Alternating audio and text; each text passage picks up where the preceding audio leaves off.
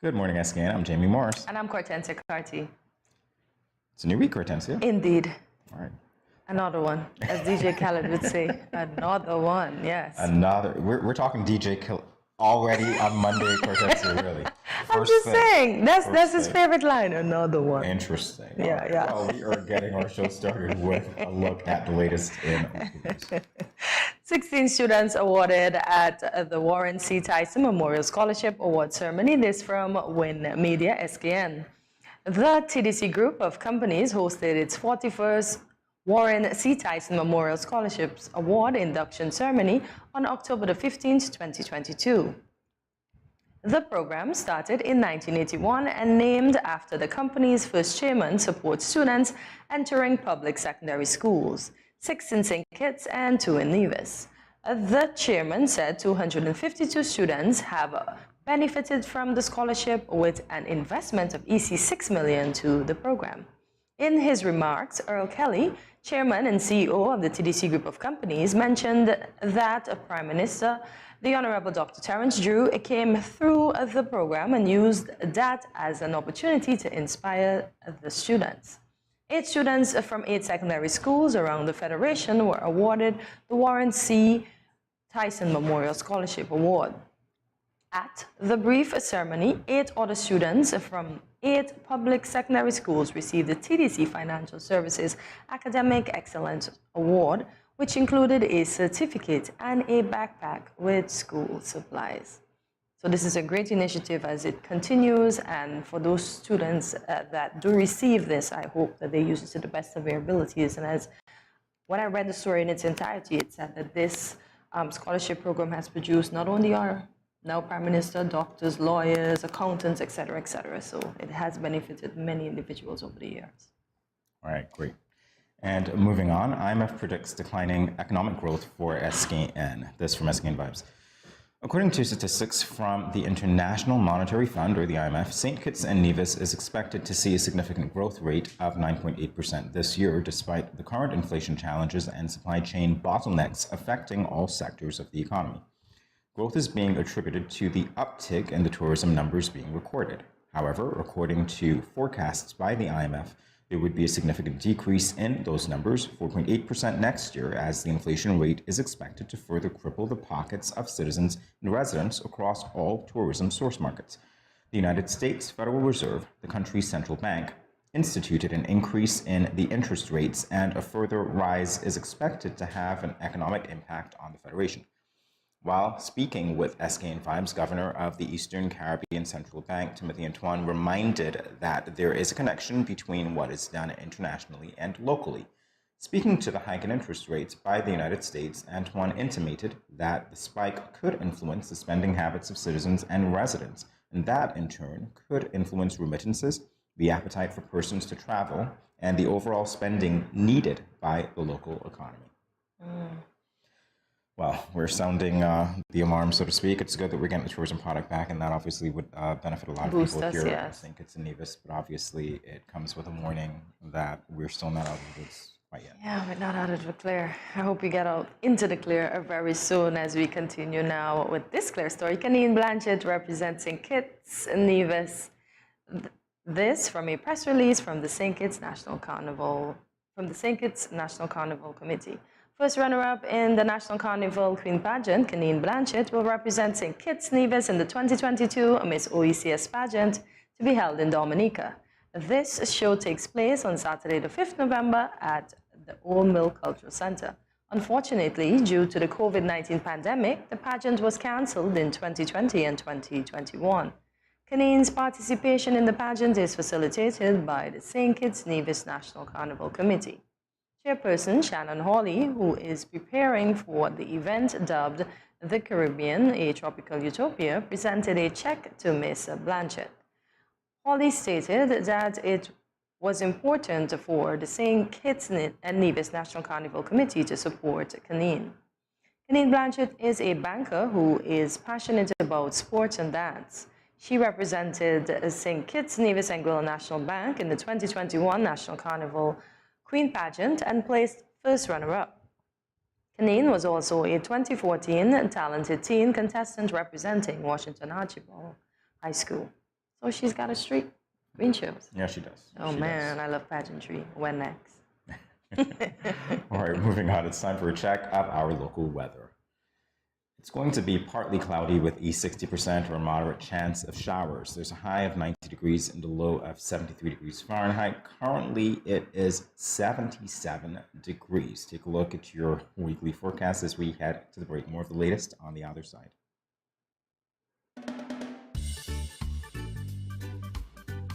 Children, how can you tell a tsunami coming? Teacher me. Sammy? My mother said when uncle jump in the pool and the water spoosh out, that's how you tell a tsunami coming. Settle down, children, settle down. Do you remember our tsunami song? Yes! When you feel it shaking and it's moving around, you see the ocean gone left the fish and the sand. You should run to higher ground, a tsunami soon come. Mommy, Uncle not here and the other shake. Hush your mouth. Daddy, Uncle not here and the sea gone. Who cares? You don't see all them free fish? Quick, give me the bag. This is how you tell a tsunami a come. Teacher says so. I would have failed in school, you know. Sammy, come, let me go. They would have failed anyhow. They will run, see Sammy? When you feel the earth shaking and it's moving all around, you see the ocean gone left the fish and the sand. You should run to higher ground, a tsunami soon come. Salt is an important part of the human diet, but most of us consume more than we realize.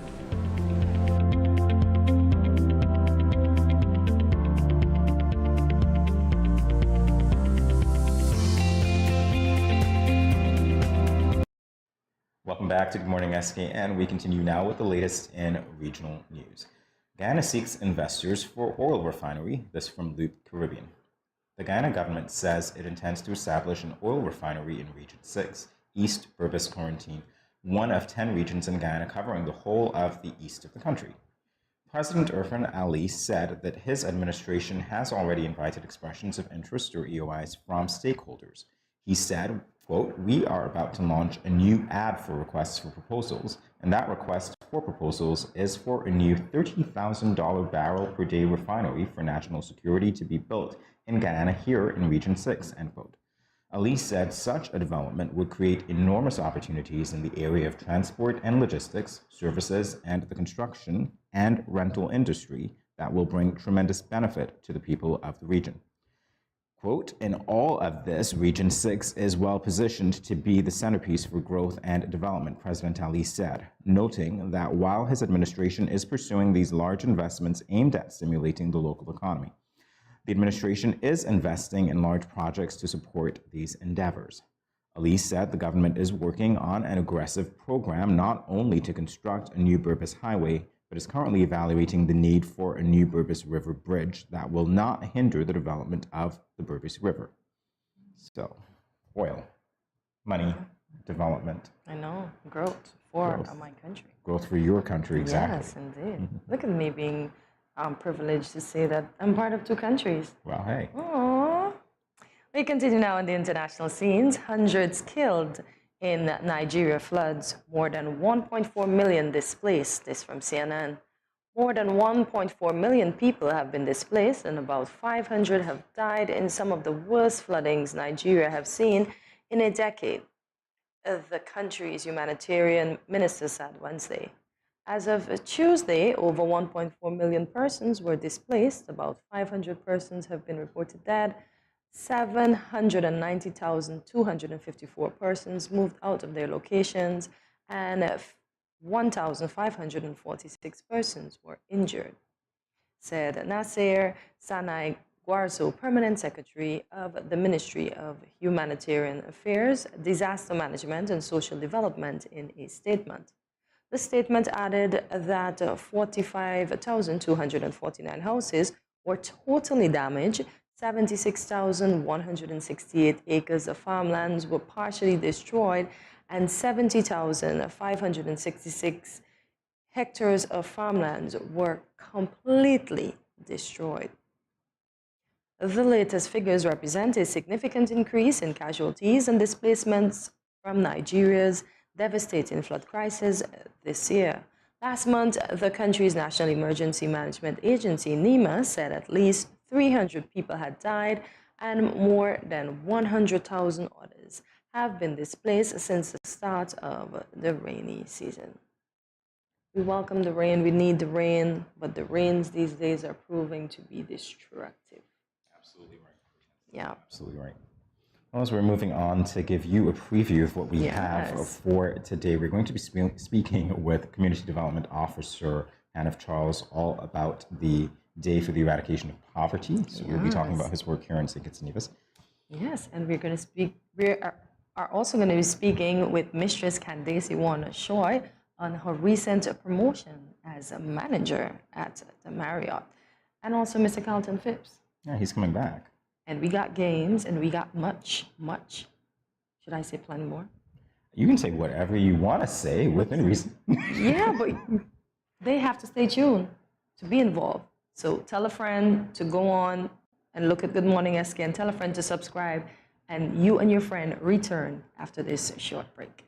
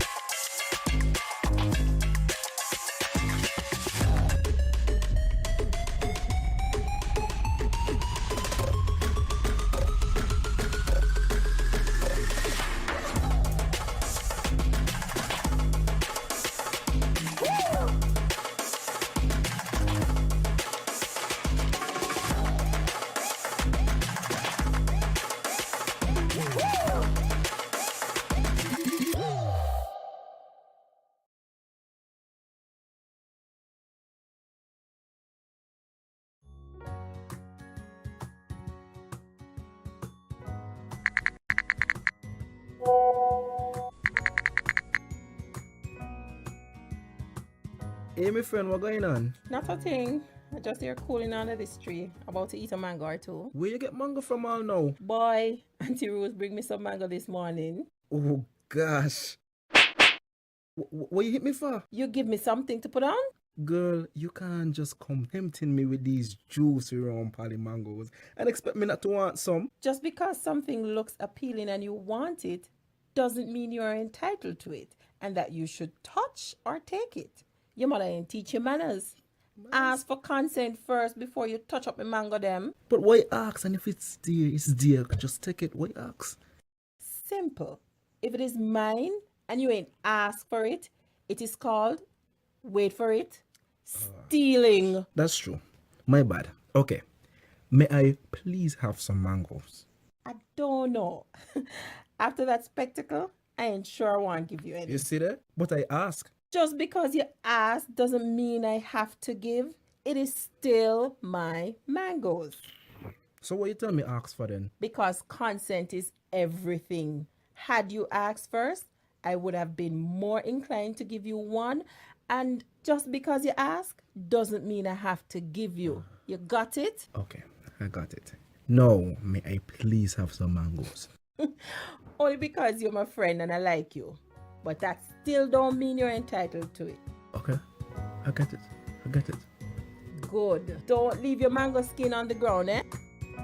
If you understand the importance of asking for someone's consent for a mango, then it shouldn't be too hard to understand consent when it comes to sex. The power of consent is everything. Ask first. If you or a friend has been sexually assaulted, please call 465-5000 for the Counseling Center. This message was brought to you by No Judgment SKN and sponsored by the Basic Needs Trust Fund, the Department of Gender Affairs, and the Caribbean Development Bank.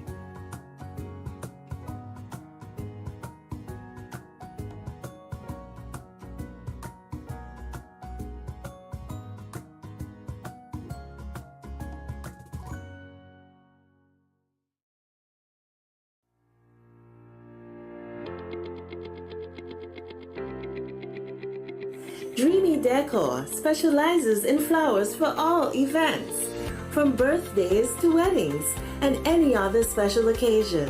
What's a better way to express to the people you love than by providing the finest selection of beautiful flowers and gifts? So when you think of flowers, think of us, Dreamy Decor.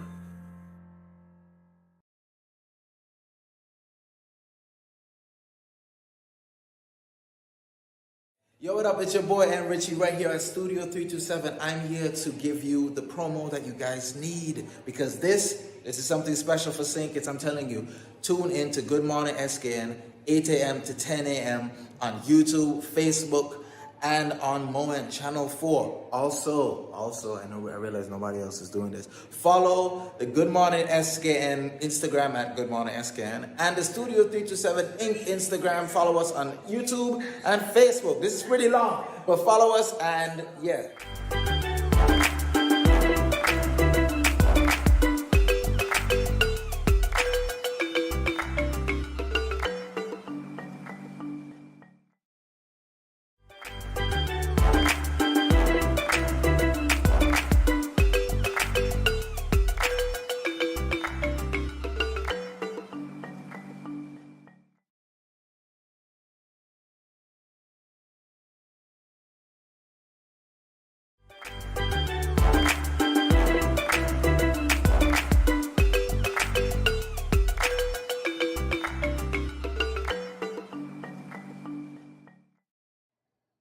International Day for the Eradication of Poverty is a day of global awareness of the issue of poverty and the advocacy for human rights and dignity.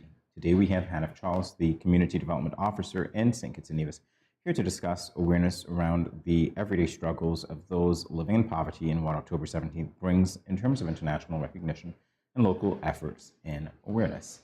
Hannah, welcome to Good Morning SKN. Welcome, good morning. Thank you for having me.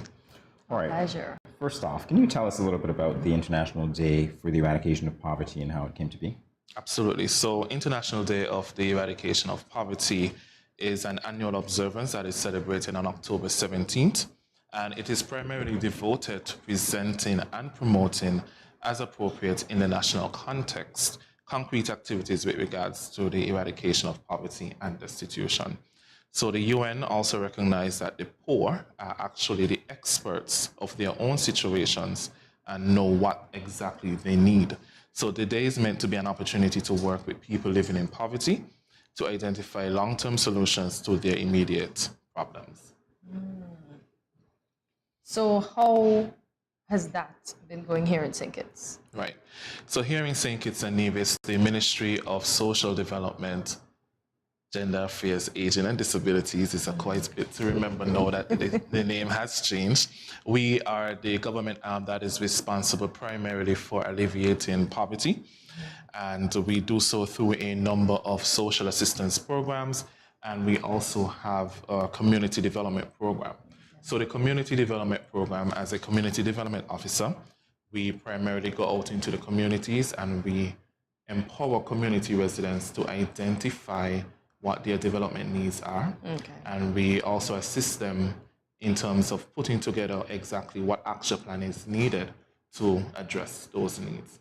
And in addition to that, we have quite a number of social assistance programs, and I'm sure many persons are aware of. There is the food voucher assistance, the medical assistance, the home care assistance. We also have the school uniform assistance that has concluded recently, and the burial and funeral assistance. Okay. All right, so if I were to ask you how effective you think the ministry is in identifying persons, are there challenges to that, or do you think you're doing a good enough job right now? I think we are definitely doing what we can. We do have our officers, our field officers, who go out and identify these persons. We do quite a number of assessments.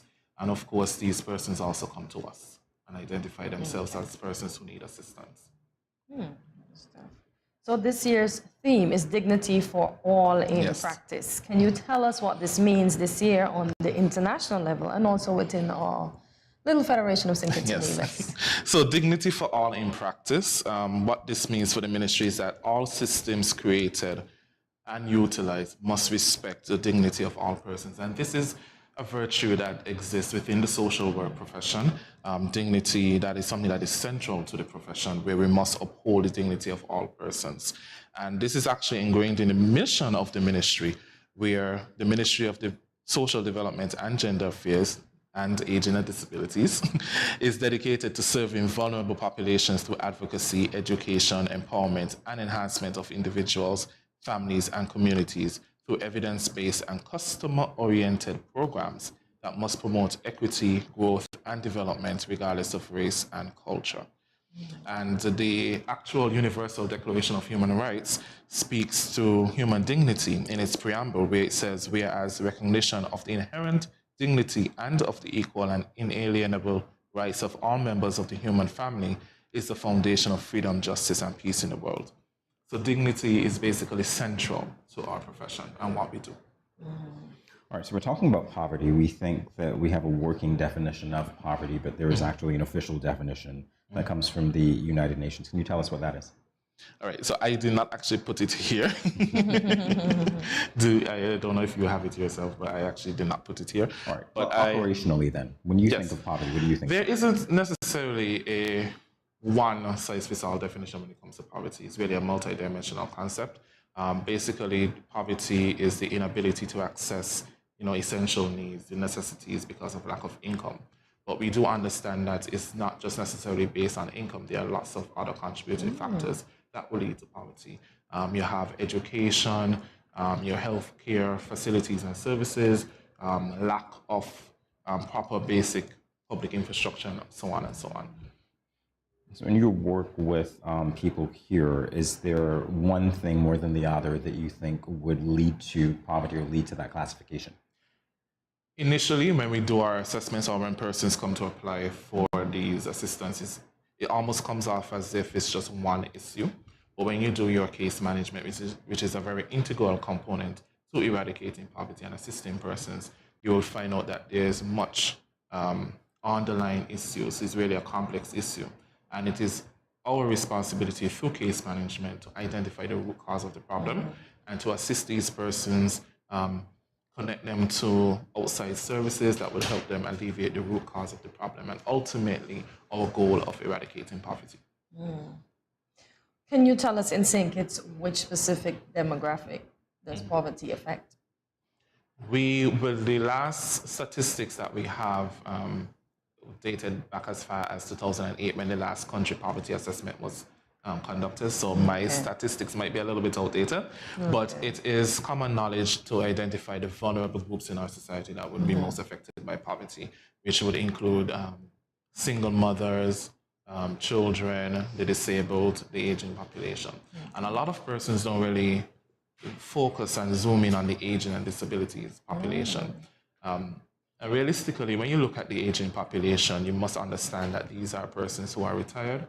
They have a limited income, but everything for them is still going on. The expenses are still going on. As a matter of fact, the expenses might even be increased because now they have the continuation of the electricity bills and all these bills, but there's also the medical bills because of health, issues that may arise.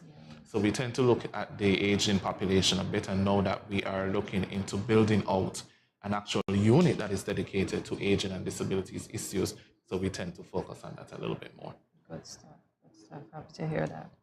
All right. So is there such a thing in your experience as intergenerational poverty?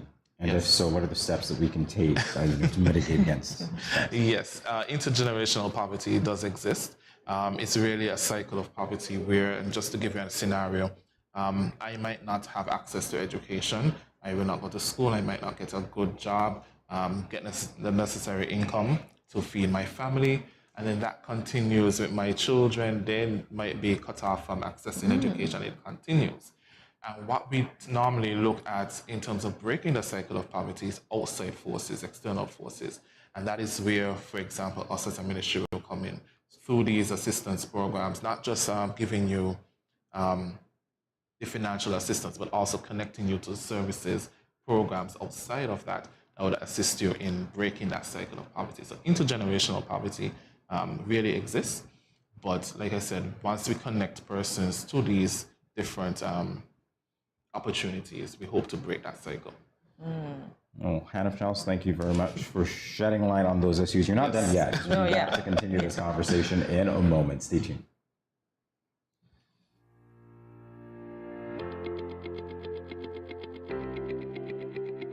Dreamy Decor specializes in flowers for all events, from birthdays to weddings and any other special occasion. What's a better way to express to the people you love than by providing the finest selection of beautiful flowers and gifts? So when you think of flowers, think of us, Dreamy Decor.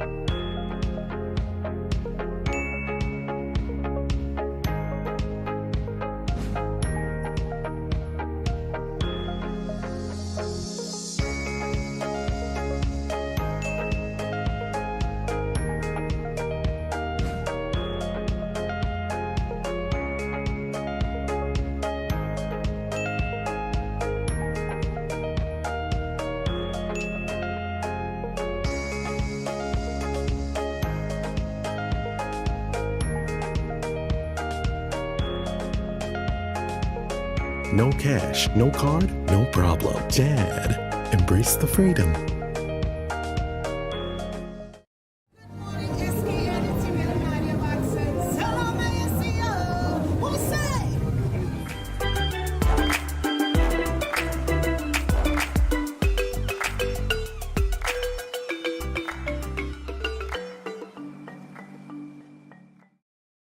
And we're back with Hanif Charles, the Community Development Officer in St. Kitts and Nevis. Now, Hanif, you mentioned a few of the ways your department is working to alleviate poverty in St. Kitts and Nevis.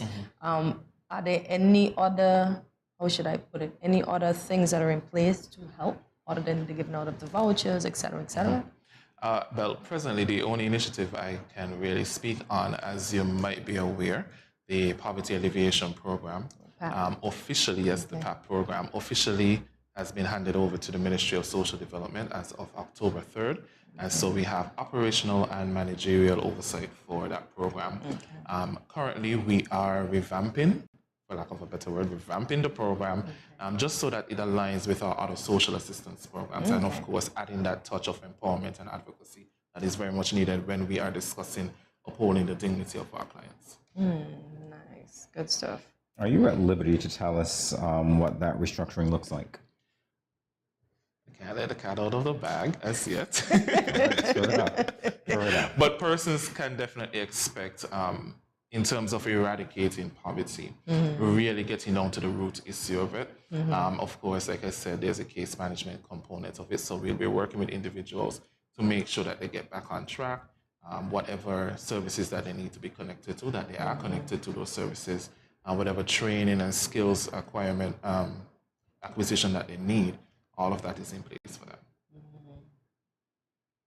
So how do you address the stigma one might feel in seeking assistance for being poor and in need? That is a very interesting question. I think because of the values that are enshrined in the ministry, in terms of upholding dignity and having that customer-focused relationship with our clients, I think because of that, we set the tone with you. When you come to us, we acknowledge you as somebody who is in need, but we also acknowledge you as a human being. Yes. We take into consideration the emotions that might come when you're in such dire situations. So we treat you nothing less than a human being. Exactly. And of course, because of that relationship building that is set in the initial stages of the assistance, then we can go along and, probably persons might not fear the whole process and feel, less of a person when they come to us.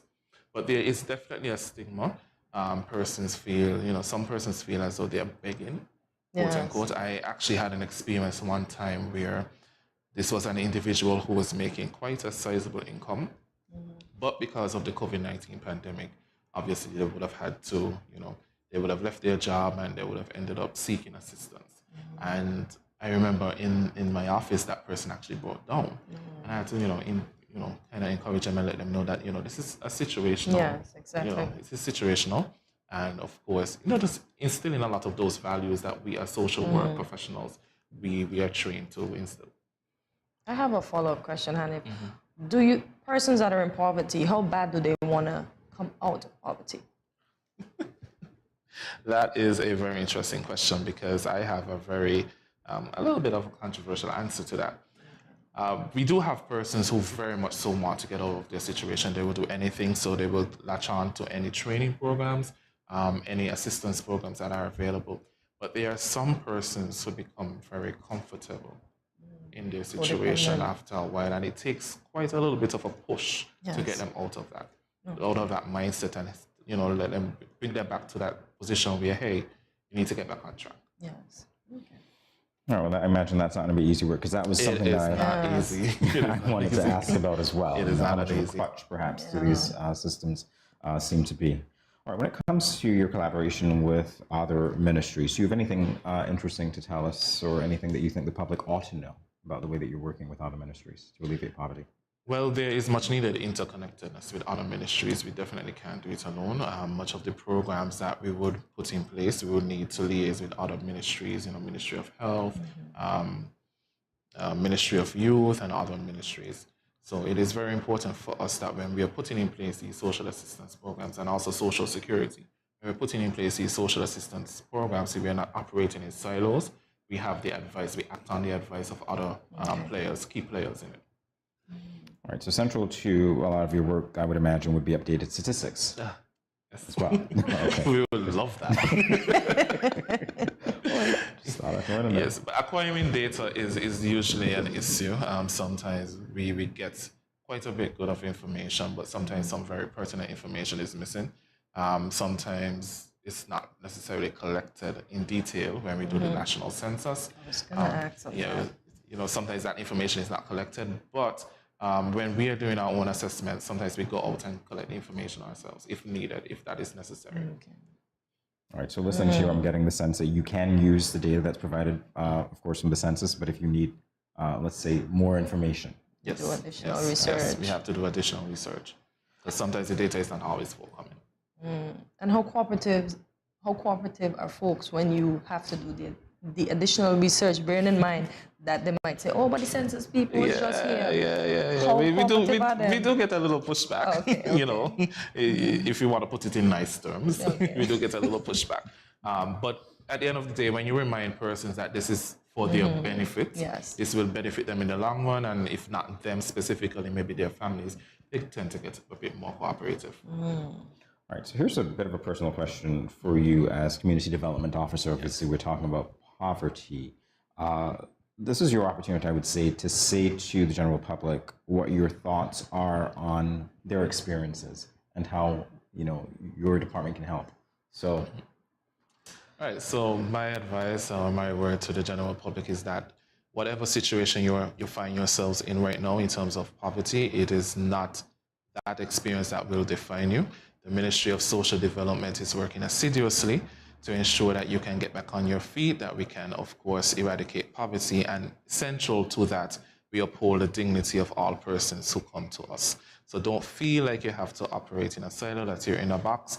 Feel free to come to us if you need any sort of assistance, and we'll be happy to provide what assistance is available from our end or connect you to the available services in our communities. Hannah Charles, Community Development Officer, thank you so much for joining us today on Good Morning SKN. More in a second, everyone. Stay tuned.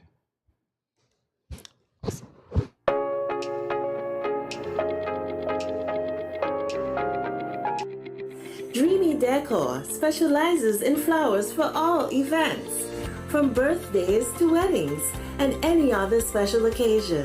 What's a better way to express to the people you love than by providing the finest selection of beautiful flowers and gifts? So when you think of flowers, think of us, Dreamy Decor.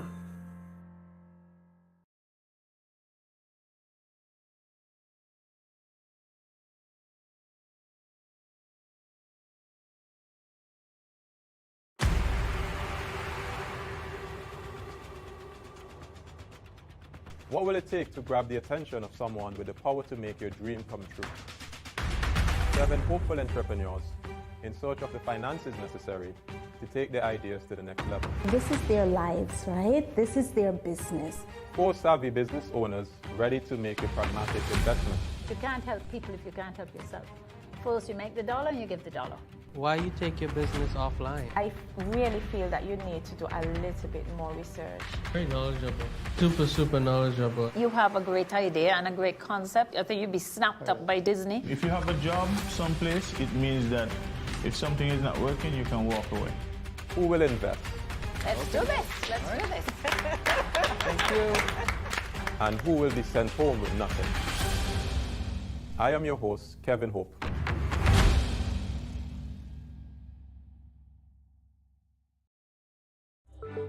These teen boys nowadays get me so upset.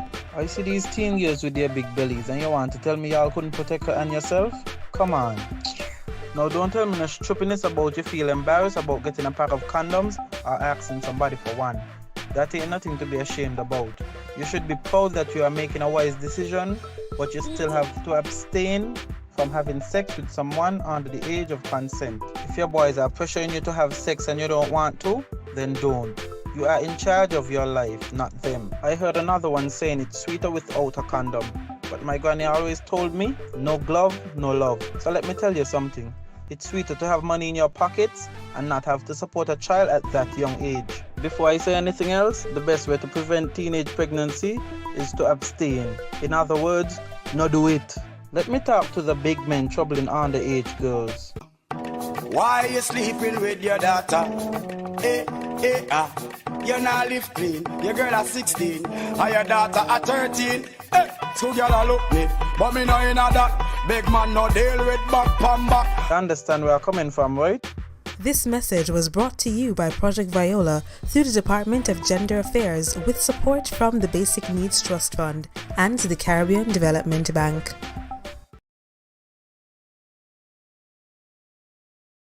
Yo, what up? It's your boy and Richie right here at Studio 327. I'm here to give you the promo that you guys need because this is something special for St. Kitts. I'm telling you, tune in to Good Morning SKN, 8 a.m. to 10 a.m. on YouTube, Facebook, and on Moen Channel 4. Also, I realize nobody else is doing this. Follow the Good Morning SKN Instagram at Good Morning SKN and the Studio 327 Inc. Instagram. Follow us on YouTube and Facebook. This is pretty long, but follow us and yeah.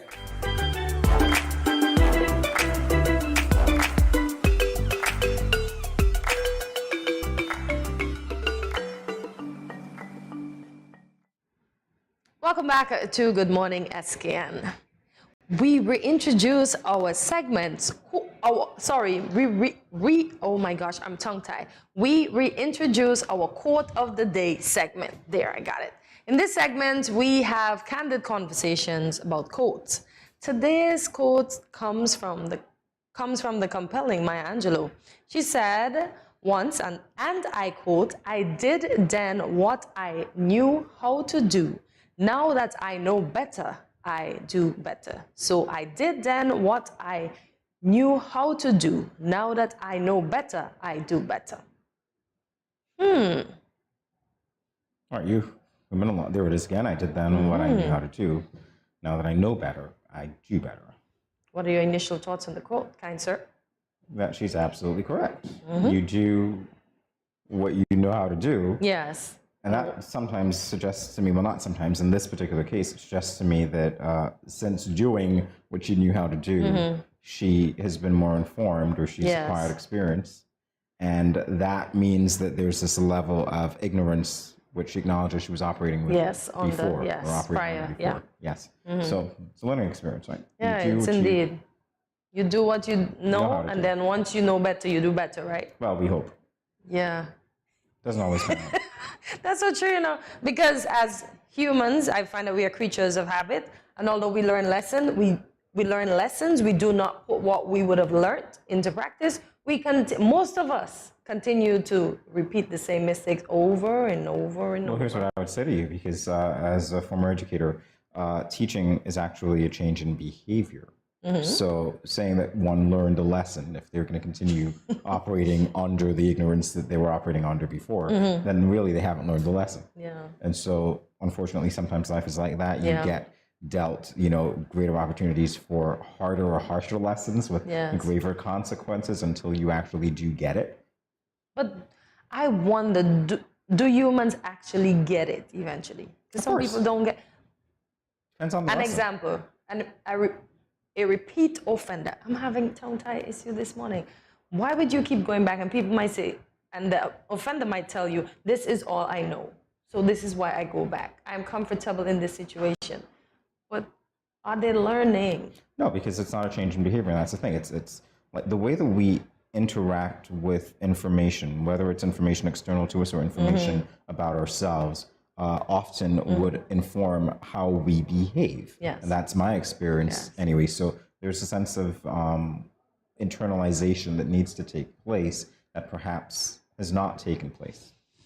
We default to our comfort levels as well. That's another way of saying that. We oftentimes go back to that. Because imagine in the case of losing weight, we're not supposed to eat bread, we're not supposed to eat sugar, we're supposed to limit our salt, we're supposed to limit our rice, etc., right? All the nice foods that we think are nice, we're supposed to not use.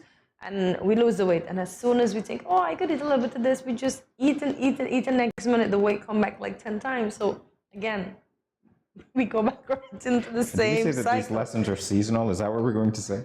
When Carnival comes around, we can start heading back to the gym again. Is that what we're going to say? I don't know. I get you. Some lessons are seasonal. Indeed, you are correct, because that's what happens. Like, it's uber packed now. Everybody is happening, they want to impress who's going to come home. Like, oh my God, I saw the person. And then as soon as February comes, like, what? Who exercises? So then the question is, if we were to focus on the quote again, the question is, have we in those situations acquired knowledge? Do we actually know better, or did we just do better for some sort of reward at the end of it, which has already been satisfied? We've already gone. Because look at this, we're back outside. Like, what? Didn't COVID teach us anything? We're just back outside. And we're at every tra-la-la. And we're not concerned that something can hit again. Is our savings ready? Are we prepared? Well, we're just not, we're blessed people, and we just think, okay, we're blessed, nothing's gonna happen to us. Look, in the case of a hurricane, we had so many people, so many persons come on here and inform and educate. I wonder how many persons have been storing away those tuna and the sardine and the extra tin of this and the extra tin of that. No, because we're back outside. Well, you see that's the point exactly. So that's my whole thing. It's like this concept of knowledge. So again, operate under the quotation that we read to you before. This concept of knowledge goes hand in hand with a change in behavior. It's not enough to, and I'm going to use the term not only loosely, behavior, acquire knowledge, but mindset. it ought to be a change in behavior. Well, that behavior comes because of your mindset, and that's the thing. It manifests in a change of behavior. You can generally tell. That's really what it is. All right, so the question now for, I guess, you and us both would be, how easy is it for you to forgive yourselves for past mistakes? Within the context, of course, of Maya Angelou's quotation. How easy is it to forgive yourself for past mistakes? Depends on the mistake. Yeah. Depends on the consequences as well, I would say. Because some mistakes have consequences not only for an individual, but also for other people. Yeah. And sometimes it's very difficult to get to that point where you forgive yourself when there are other people who have suffered because of your mistake, who then point the finger at you.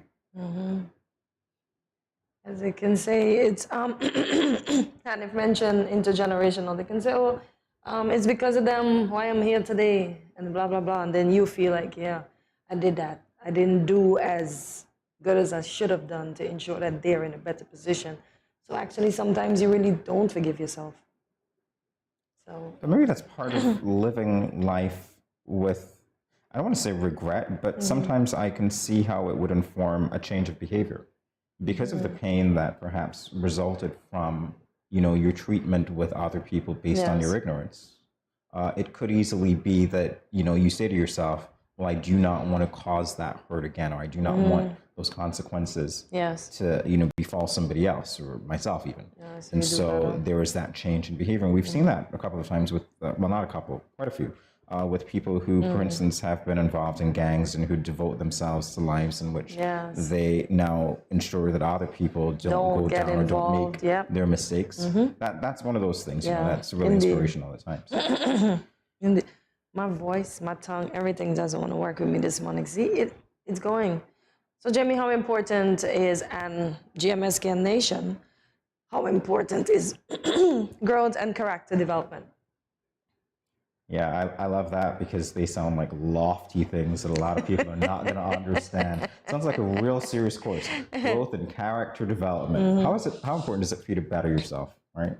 And what actually is growth? Because in the context of this discussion, that's the question. How do you measure growth? What is it and how do you measure it? I think that when we're talking about ignorance versus knowledge and change in behavior, growth would easily be measured by a change in behavior. Yeah. But not only that, I think it ties in with the character because you're looking at, well, what influences that change in behavior? Yeah. Because as you said, for instance, let's say one of the leaders of the gang, he's out of it, he's doing well, he's living by all the laws of society now, he's not breaking any. Then others might say, okay, look, he did that, I can do this, I can come out. And then as they say, each one reach one and each one teach one. And eventually we might have no gangs, no rivalry, because he's going to say the mindset or the indoctrination that we were taught, that's not really how it is. We were taught to like hate each other, fight against each other. We don't have to live like this. We can all live in the same society like they are doing now, let's say with that program, and not fight. We have less conflict, et cetera, et cetera. And I have noticed that most of them are now businessmen. So maybe the others can follow the model. It's possible. Yeah. There's that balance for me when we start talking about even the importance of growth and character development and so on. When it comes to idealistic behavior, what are we looking for? Because I've had to check myself so many times when I think, well, you know what, this is the ideal goal. This is what I think a better life looks like, not just for me, but for other people as well. And so when we talk about, you know, no crime or no violence and so on, I go automatically, my brain gets wired. It goes to, this is idealistic, and we might not be idealistic. We might not achieve the ideal. Does that mean that we shouldn't work towards better? No, it doesn't. It just means within a realistic context. I appreciate that ideal may never happen, but we can work towards it. Indeed, indeed. So implementing the lessons learned. We really have to try to implement what we learn and not do the same things over and over that get us absolutely nowhere. No, it gets you someplace. It just gets you further. No. It does get you someplace. Don't think it gets you further nowhere. into the further into the abyss. That's where it gets you. Exactly, because it doesn't make no sense. So we have to fight. Who can motivate us, or we have to motivate ourselves, or we have to get into some kind of something program. Well, you know what? We need some kind of help that can get us out of the situations that we're in. But until the light comes on, you're not going to see that you're in darkness, Katensi. So that light has to come on for the individual, however it comes on. So that's just the thing. Some people haven't had their light switch turned on. Or maybe they can't find the light switch, or maybe they refuse to look for the light switch because they're thinking, okay, is the next person that's wrong. How about that? That's true, and that's a cop-out for a lot of people. Yeah. It's always somebody else's fault. Always. Well, you know what? It's not my fault. Never all the time. I'm going to tell you, it's not my fault. No, it's not my fault at all. All right. That being said, we hope that this quote of the day segment brought a little bit of light to you. We're helping you find the light switch, and that we'll implement the lessons that we ought to learn. Because if we know better, we definitely ought to do better. With that, we'll take a break, and we'll be back on the other side.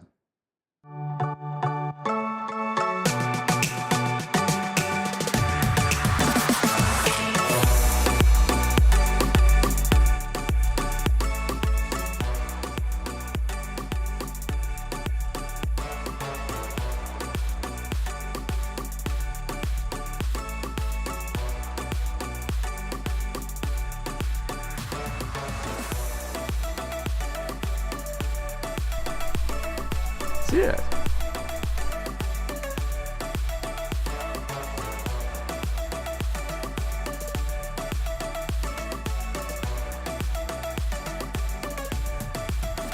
An exotic experience.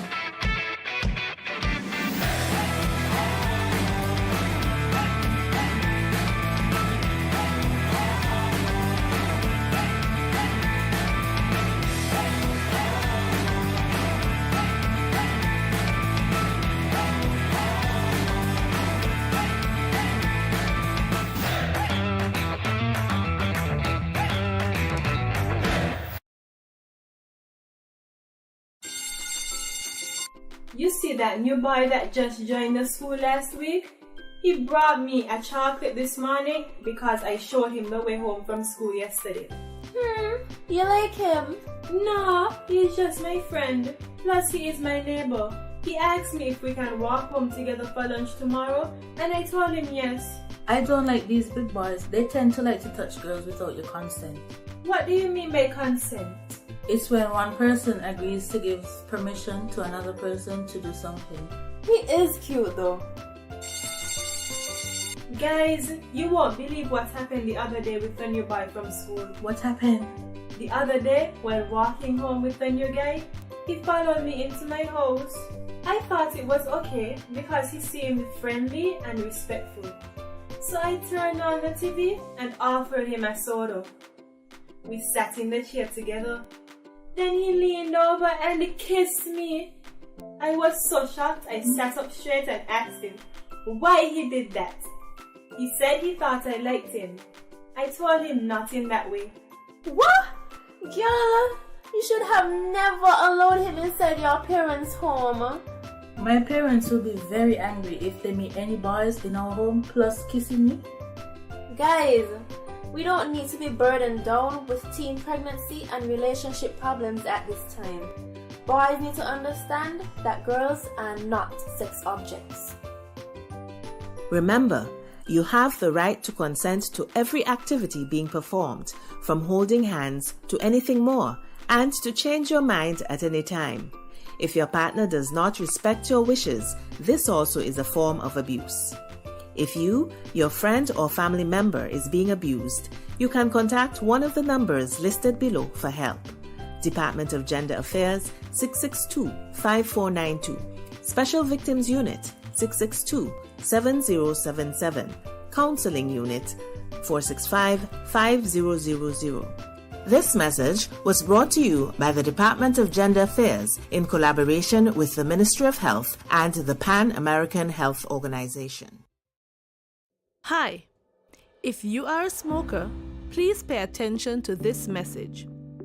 According to the World Health Organization, there are 1.3 billion smokers in the world today, and tobacco kills 1 out of every 2 smokers.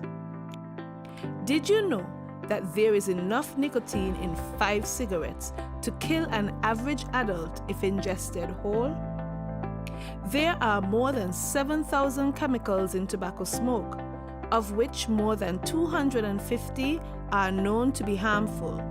More than 69 are known to cause cancer, and 16 are classified as Group 1 carcinogens. Smoking kills. Are you ignoring that warning every time you smoke? Please stop. Smoking can lead to severe health complications and even death. It affects almost every organ in the body, especially the lungs and heart. It raises blood pressure, increases blood clots, and increases the risk of stroke, heart attack, and cancer. It is hard to quit smoking, but it is not impossible. Don't let tobacco destroy you. Remember the 4 Ds to curb your tobacco cravings. 1. Delay. Set a time limit before you decide to smoke. 2. Drink water. Go get a drink before you do anything else. 3. Do something else. Have a goodie bag handy of other things to do. And 4. Deep breathing. Take at least 10 deep breaths every time you think about smoking.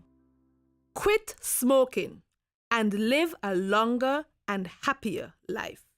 This message is brought to you by the Ministry of Health, St. Kitts and Nevis. Welcome back to Good Morning SKN. It's time for us to loosen up. So today, in doing this, we are going to be playing Hangman. I'm going to hang Jamie early. I have to tell you what she just said. I recorded her, however. So He the did. SKN police will be here watching for any signs of violence pointing this way, all right? So she wants to hang me very early. Anyway, so Hangman is a guessing game. Some of you know it, some of you might not. Here are the rules. One person outlines the equivalent of the number of letters, well, the number of spaces in a word or phrase, and the other person has to guess what that word is. And for every letter that, is guessed wrongly, then there's a strike. Yeah. Bringing them one step closer to losing or being hung. Dun, dun, dun. I feel like it's hanged, but anyway. I don't know. Hung. Yeah, these participles get me all this. Yes. Anyway, whatever it is, we're playing hangman. We're going to hang a man. All right, so play along with us and let us know. I'm sorry, I need to be gender neutral or woman. Play along with us and let us know what your guesses are in the comment section. All right, of course, hashtag GMSKN. You find the content at Studio327 on YouTube, and you're watching us live anyway. So you can put your comments right in there. You're going to go first, right? Yes, I'm going to go first, man, so I can hang you early. You want to hang me? I feel like I need to switch sides so that you don't give the viewers your back. I apologize, viewers. You think they're going to hang you for that? Wow, it's so technical, the way that she draws those dashes. Do you see the technique? So very specific. Wow. Oh, so we could do words or phrases, I see. Wow, what is this? Already. Okay, there we go. I use my comas. Yes. Certain persons say, here in the Caribbean, we don't say all the words, so I'm trying to say it. So I use my comas. Guys, does anybody want to wake Hortensia up right now? Because she might be in a coma. All right, here we go. You'll be funny. You'll be funny. I have to guess a letter. Let's go with A. A? Mm-hmm. No.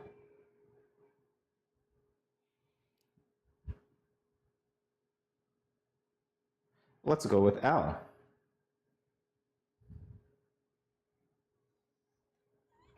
Somebody's gonna get hanged real early. Really early, man. Really early. Hashtag GMSKN Nation. My phone is actually here. So if you guys want to send me clues, just put them in the chat, okay?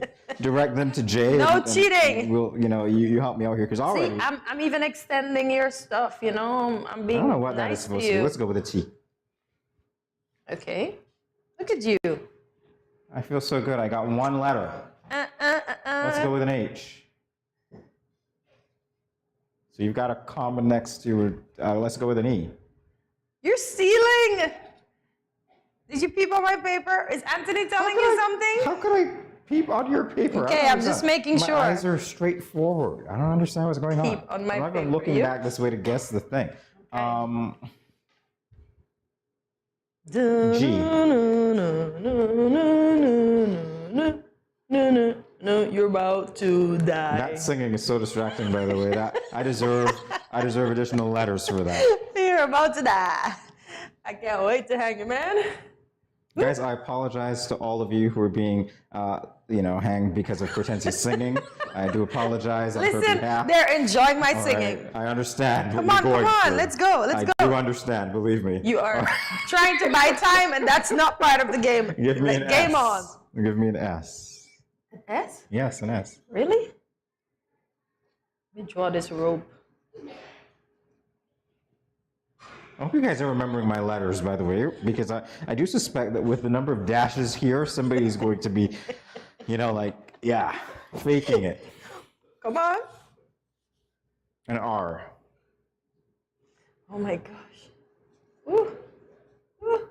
You just decided not to use any of the most common letters. I'm working on this rope. Don't make me put a head on it. You're gonna die. You're gonna die. Knowing you, I imagine that there would either be a W or a Y in this word. Let's go W. Okay. Look at you. Wow. What are the chances, guys, that there would be a W in this word, but for the fact that it's Hortensia? Oh my gosh. And Hortensia's clue. I know. Can I get? I'm not gonna get any an words. O. O. Oh, those are two O's. Okay. Mm-hmm. What? what is not part of it? Do not let me give you a head. I'm trying my hardest to be fair here. A K. Cortensia. A K? Yes, a K. Really? Let me bring this rope around. I don't think that anybody knows what your clue is. Well, that's Bring fine. this rope. You know what? R. Did I say R already? R? I think I did. Anyway. Okay. Let's just finish it because I don't know what this is. I don't know what on earth you intended to do with this today, but hey.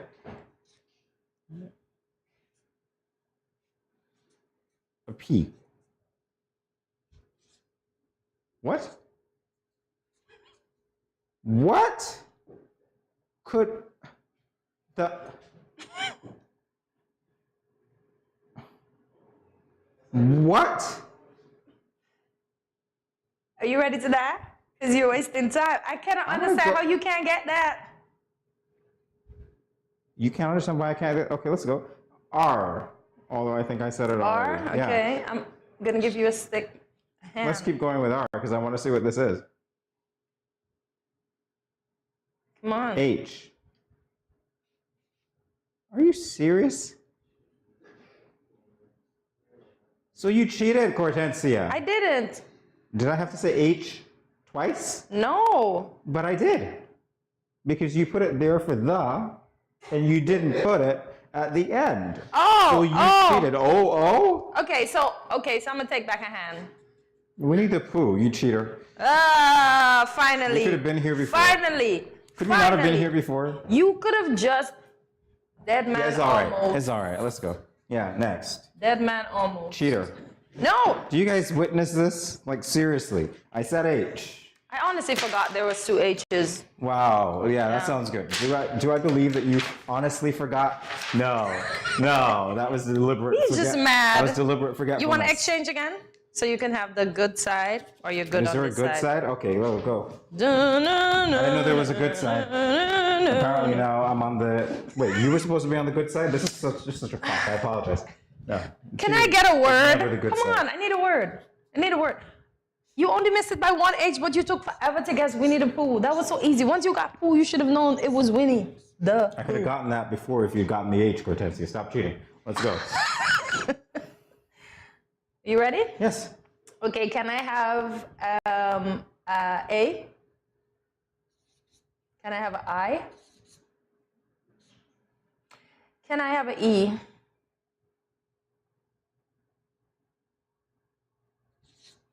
Can I have an O?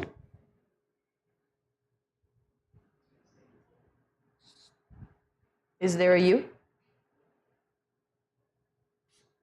Okay, can I have a... Oh my gosh, this word look... Can I have a C? Oh my God. Jamie, where did you find these words from? Can I have an N? What? You realize I'm not distracting her, right? You realize how quiet I am. And I gave her 2 A's. Can I have an L? Can I say it's Barcelona? Who's the smartest of them all? Cortensia. Does smart mean that you cheat? I'm just You see, asking here. if you realize the strategy I took, GMSKN Nation, although I won the game, It's called yes. cheating. No, I expected the teacher to say, can I have some vowels? And the teacher didn't take that route. You see, the teacher did not learn from his lesson in life. We just I asked spoke for an about H. You gave me 1 when you had 2.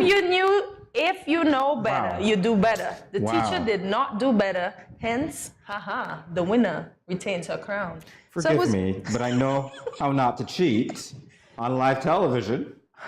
I forgot 1 H and he couldn't get anything else. So then, you know what we're Anything doing else. here? He even got Pooh and he couldn't even get Winnie. Duh. I think that to adjust these points, Cortensia needs a 0.75 and I need a 1, right? So however you do it, or maybe it's 2 to 1, can we get the totals? Because we're just about out of time. So, what? I won. Cheer. In which world? I won. I won. Alternate universe. We'll be back with the real world right after this, all right? Stay tuned. Where are you going? I just mopped the floor and now the chair leaving marks all over the place.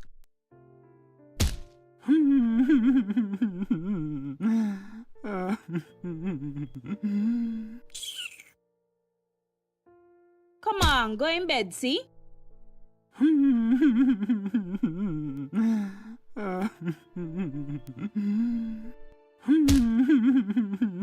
Sometimes I just can't take you on. Violence is expressed in many ways. Most, unfortunately, go unreported or unaddressed for many reasons. If you or someone disabled is being abused, contact the police at 465-2241, social services at 467-1314, or the St. Kitts Nevis Association of Disabled Persons at 465-2151, 663-9077, or 663-4116.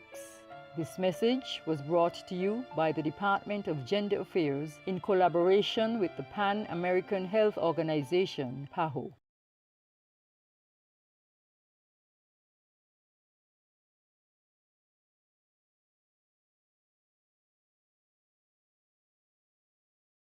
You ever hear Earthquake call and say, "Hello, Miss Lee, yes, it's me, Earthquake, I come in Tuesday around 10? No, sir. Earthquake does arrive unannounced, and when it come, it shake all sense and sensibility out of we.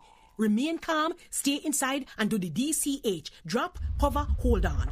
Once the shaking starts, you know it's earthquake. Make a quick move to a safe place. Don't run to the door, we are any exit. Stairs might broke up or full of people. Elevator, avoid that, because you might get in and poof, power gone, and you're stuck in that box without ear. Take cover under a strong table or a bed, or crouch against an inside wall or in a corner, and cover your face and your head with your arms. Remember, DCH, drop, cover, hold on. Glass windows and doors, outside walls and doors in an earthquake, bad news. Take care yourself. Most injuries during earthquakes happen when something drop and hit people entering or exiting a building. Last thing, nobody run outside and ask, you feel it, you feel it? Remain calm, stay indoors until all the shaking stop, and do the DCH, drop, cover, hold on.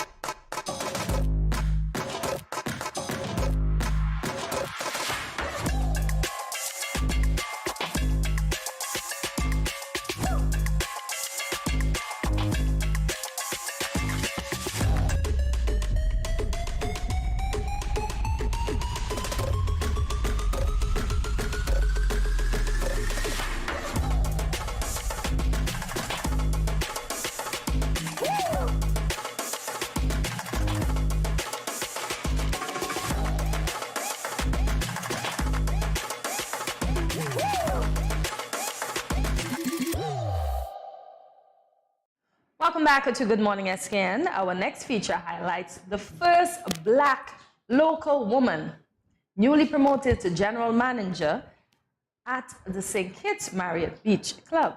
Mrs. Candace Warner-Shoy is a trailblazer in the hospitality industry. With over 14 years in the industry, she has made her mark locally, regionally, and internationally. So let's all welcome Candace to Good Morning SKN. Thank you for being here with us this morning. Good morning, and thank you for having me as well. I'm happy to be here. And congratulations Thank you so on your much. ascension Thank to General you. Manager. It is a pleasure. Alrighty, so let's talk about your journey to this position. You graduated your alma mater at the University of the West Indies. Was your initial focus in hospitality? No, my degree at the University of the West Indies was actually in government and international trade relations. And hospitality, I sort of fell into it. My thrust into it was basically, returning from school. We all have our mindset on where we would like to end up, and that does not always go the way as we envision it, or it doesn't pan out how we expect. And I had an opportunity to join the Marriott St. Kitts Beach Club. It's been 14 years, and I have not left, so there's obviously something great about the hospitality industry. That is so sweet. I feel compelled to ask a question, and the answer might not be as obvious. Okay. So, were there any parallels between what you studied and what you do daily that you think contributed to your success in any way? So, in terms of what I studied and what I do now, I know they're on varying levels, However, what I say I did take away from my studies in government and international trade relations was that ability that I definitely need now in terms of discipline and building those competencies in leadership, whether it's accountability, building relationships, and that has really propelled me further into the hospitality industry based on those previous skills that I would have accomplished. Look at that. So you've been recognized and awarded at regional, as I said before, international and local levels as Manager of the Year and Outstanding Associate, just to name a few. What and who would you attribute your success today to? My success, I would say, is based on consistent performance. Okay. When I entered the doors of the Marriott St. Kitts Beach Club as Sales Gallery Coordinator 2006, I knew that there was more that I was capable of.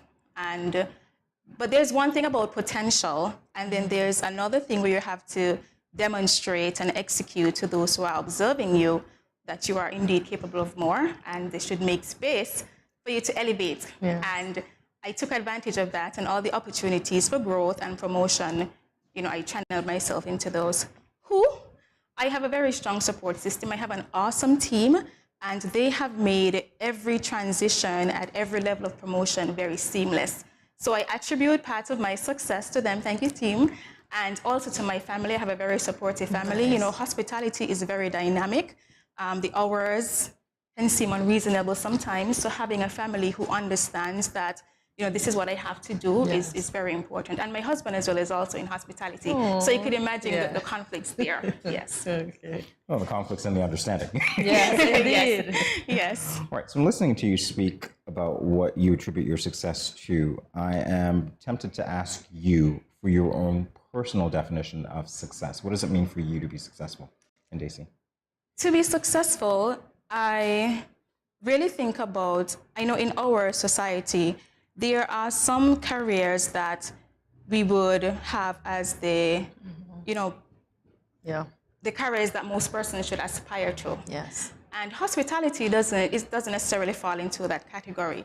So success to me is really demonstrating a high level of passion about what you're interested in, motivation, self-motivation, that's critically important to drive to success, and basically executing against any of the obstacles that you're faced with, regardless of the career or field that you're placed in. So just giving your best at what you have to do.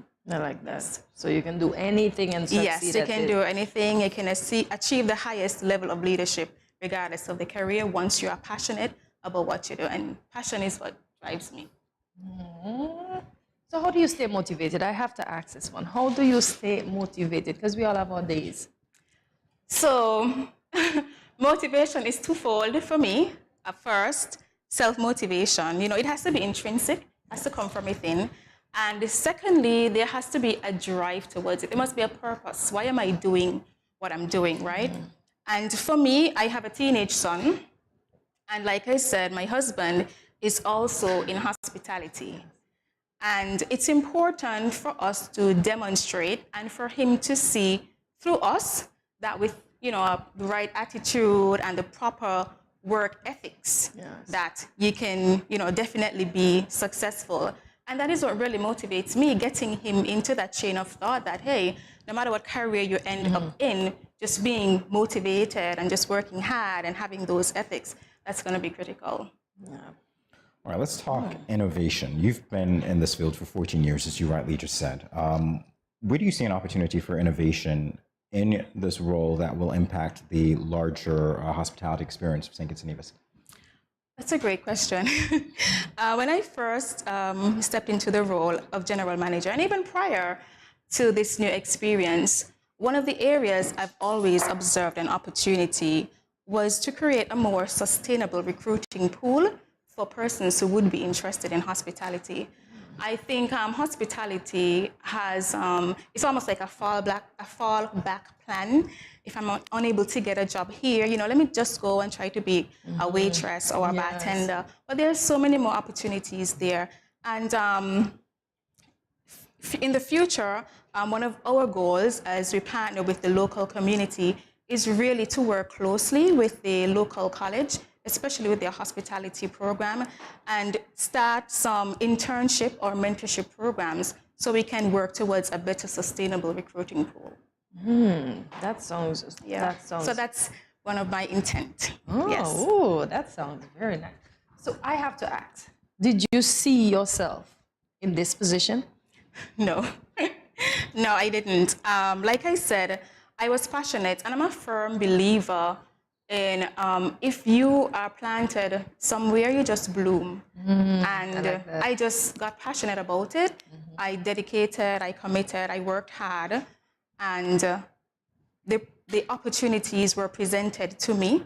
My leaders, they saw the potential and they nurtured it. And I would raise my hand to let them know, hey, I'm interested in learning more. I want to do more. But I never saw that I would end up in the role as general manager at any point in time until my previous GM, when she was leaving, she said, so what are you going to do? You know, are you going to apply for the role?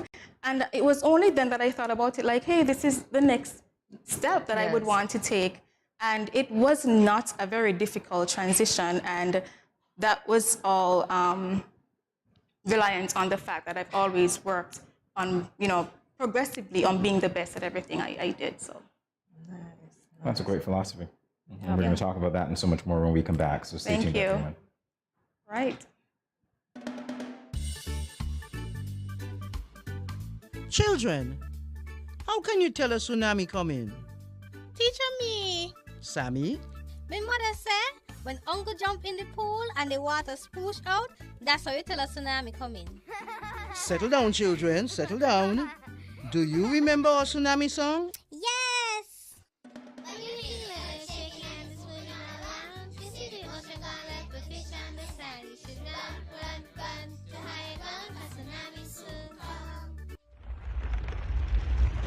Mommy, Uncle not here in the other shake.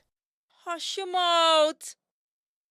Daddy, Uncle not here and the sea gone. Who cares? You don't see all them free fish? Quick, give me the bag. This is how you tell a tsunami a come. Teacher says so. I would have failed in school, you know. Sammy, come, let me go. They would have failed anyhow. Let me run, see Sammy?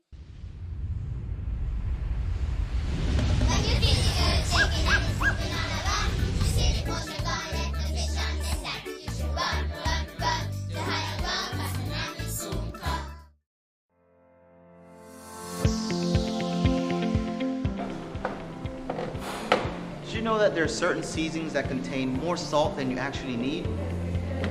There are more natural, healthier ways to reduce the salt intake in your dishes by using natural things like onions, garlic, seasoned peppers, and even thyme and merengue powder.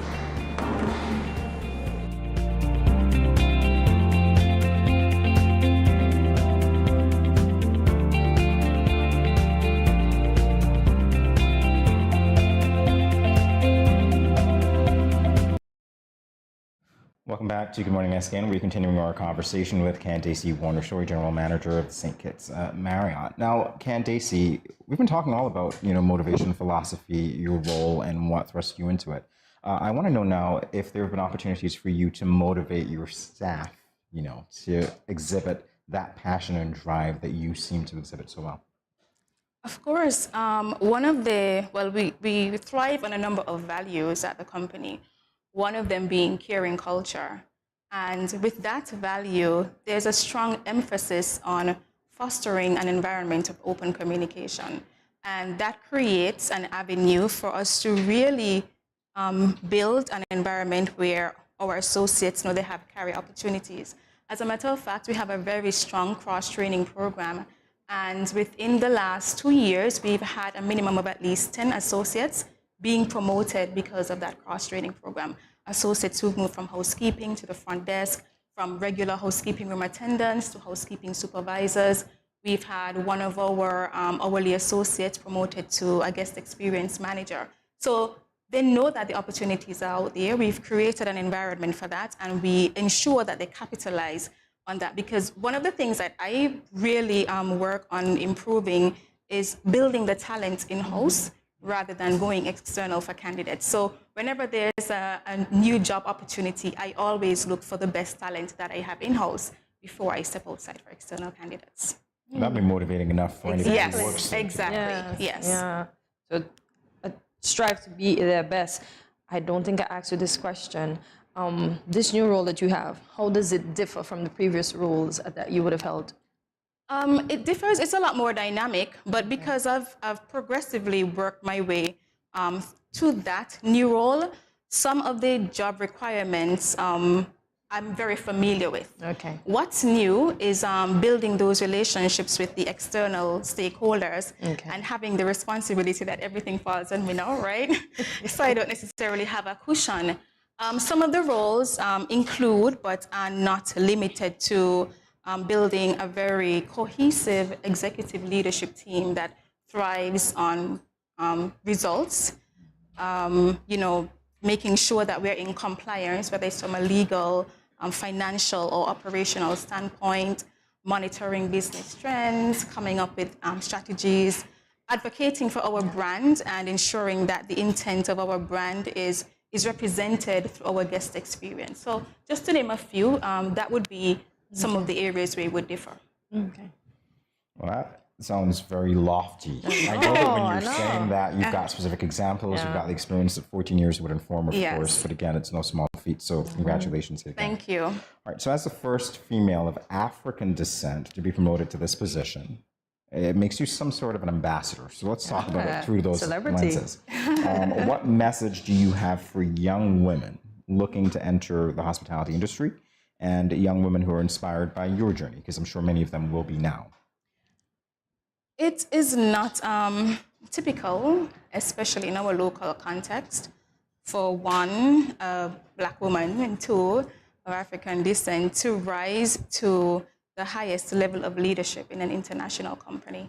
So it is my hope that to those young women who are viewing, that they would gain some sense of hope through my story and to know that once the opportunities are presented to you and you have an opportunity to blossom where you are planted, take advantage of that. Indeed. The opportunities are endless. Can they see anyone that hears your name, lauds you as selfless and an exceptional leader? And I can attest to that because I see the many posts. Oh, Candy got me through this, Candy this, Candy that. How do you impact and continue to impact the growing female talent within the industry at the Marriott as a whole? Leading by example is critical. Sometimes you're in leadership roles and you just apply lip service. Yes. For me, it is important that you demonstrate the core competencies that are necessary. What you practice, you preach, and when you are able to reap those results, you share those results so people can see what you're working on and can see how you're executing and have an opportunity to view the benefits of that. And one of the, I would say, character traits that I have, I'm very humble. Spotlight is not really my thing, so it's a little bit awkward. And I think that is what really, why most persons would gravitate towards my leadership style. And I work very closely with my team, regardless of where they are in the spectrum of their responsibilities. And that as well has, created a huge impact on my success. Indeed, indeed. Let's talk about trajectory for a second, because obviously you're here now, but if I'm listening to you well, I know that you're going to be looking for, ways to improve even as you execute this task. You're looking for further development. What does that look like for you right now? Well, right now, it's really mastering this new role. It's very dynamic, and I still have a lot to learn. Most importantly, my priority is to ensure that I take care of my team, take care of my associates, and that in turn will transcend into me being able to accomplish anything else that I need to do. So that's where I am right now. Let me just make sure that I take care of my team first. But ideally, I would really love to, as you would have indicated, be an ambassador, especially now that, my promotion went viral in the company. Yes. And so it's really placed us on a pedestal. Not sure if that's a good thing or a bad thing. A good thing. A very So we good have a thing. lot of eyes on us. Yes. And I really, not because we have eyes on us, I want to do well. I just want to see my team be successful and St. Kitts continue to be represented internationally in the Marriott company. Like this little Bobby Tallow, as we say. Yes, yes. Indeed. So, Candy, how do you distress? That's my final question. So I think one of the things some of us fail on is that work-life balance. I was pretty good at it. I've fallen off the bandwagon a few times, but I distress by working out. So I once was a very avid, fitness person, very much into health. So I'm working my way back into that, and I read a lot. I love to read any genre of books except romance, but I love reading. So that's not any. I like that. Anything but romance. Anything but romance. I love mystery and suspense. Okay, yes. okay, lovely. I won't ask you why not romance. That's fine. That's another day. But Kadesi Morningstar, it's been our pleasure. Congratulations. Indeed. again. Thank you. And Thank you. best And of thank luck. you so much for having me. It was our pleasure. And we look forward to having you again, okay? Sure, I'm happy. I'm happy to Alrighty. come back a second time. That's fine. Alrighty. All right. GMSKN Nation, stay tuned. Much more after the break.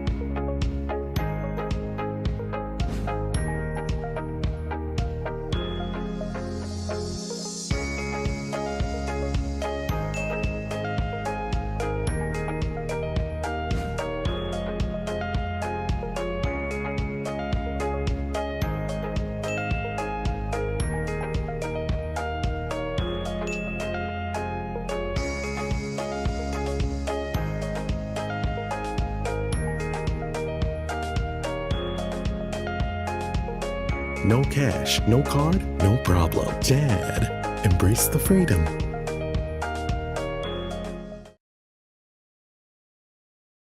When growing your savings, where you save matters more than you think.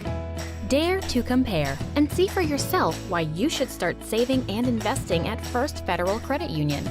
You don't have to settle for cents. Let your money make sense. Reap a higher return by stashing your cash in a high-yield savings account or term deposit and earn up to 4% interest on your money. At First Federal, we say yes.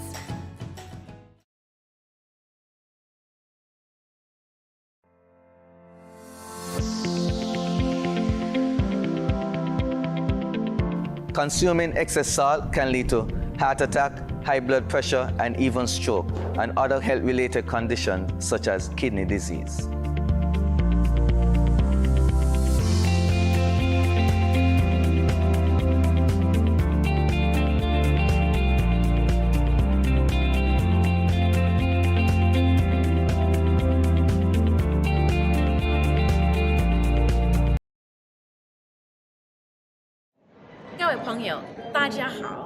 Greetings, my lovely people.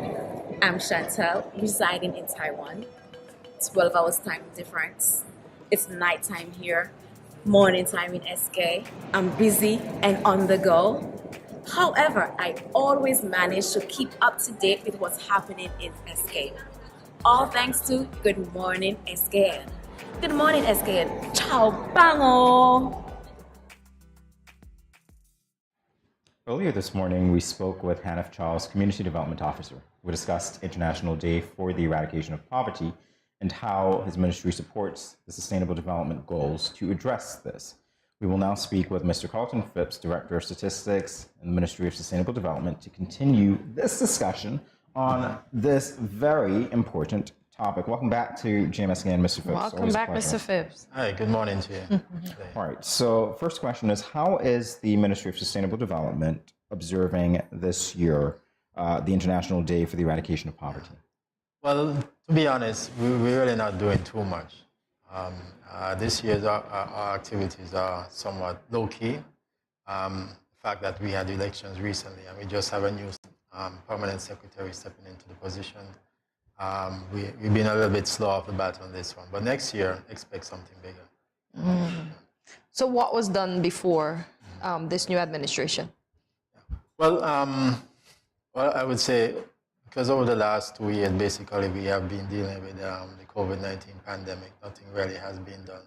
Okay. The SDGs, pushing poverty, that is really just coming to the forefront. From statistics point of view, we actually did a country poverty assessment 2018-2019. We were able to reach to the point where we were able to tabulate the results, but then everything was placed on hold because of the pandemic. Okay. So we're really just getting back on track with these activities. And those results are obviously important for informing programs and policies, et cetera. So certainly. All right.